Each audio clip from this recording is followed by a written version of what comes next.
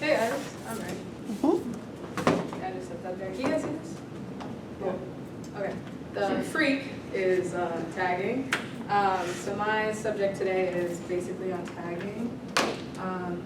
Oh, my outline's up there. Can I go back? Just, yeah.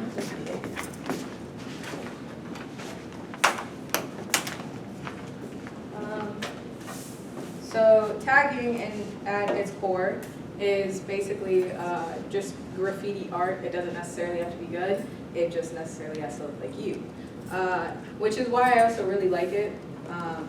It doesn't have to be good. It's like pristine crappy. And I don't know, I've just always really enjoyed it. It doesn't fit in anywhere, but it has its own space. And in doing so, it creates its own community. My personal tag is Maru, and it's kind of nerdy.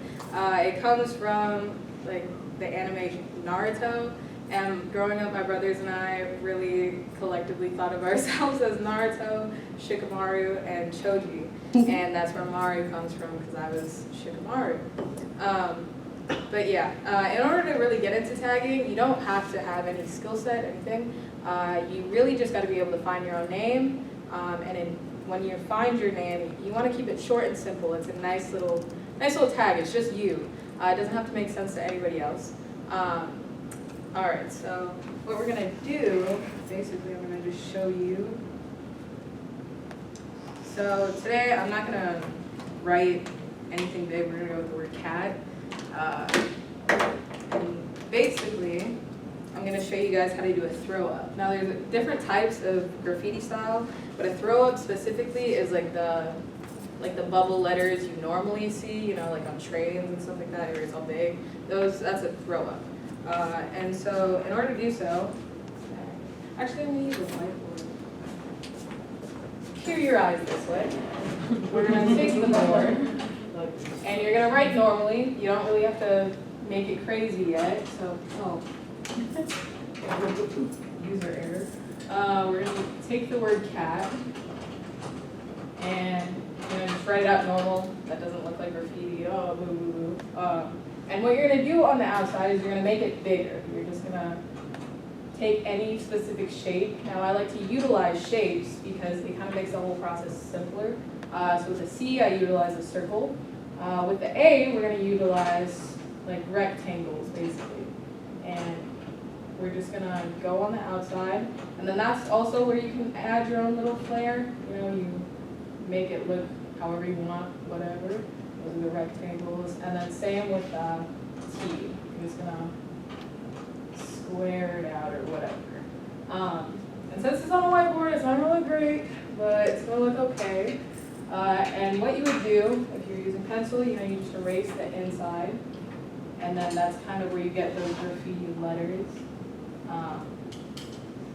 And after you erase the inside, you would keep it you would fill in, actually, so we'll be using markers, you'd fill in what needs to be filled in so it kind of keeps that graffiti look. And so you make it kind of all pop together, like so.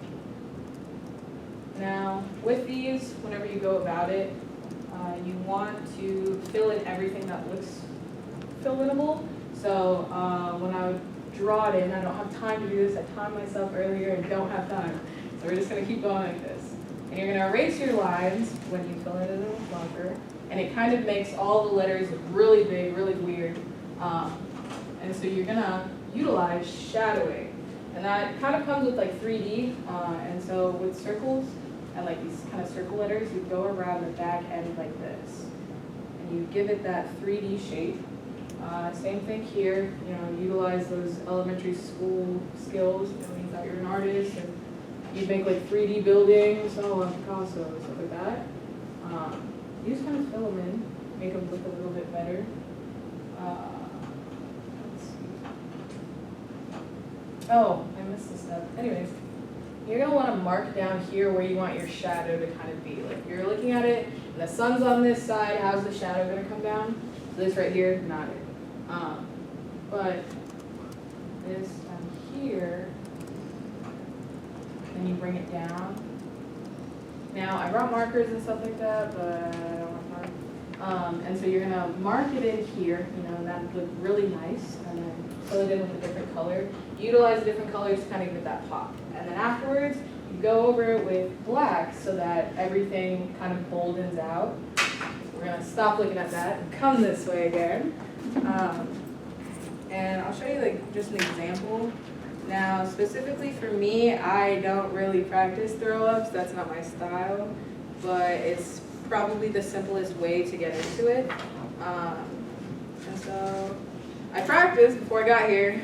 Nobody laughed, but that's where you add in your color.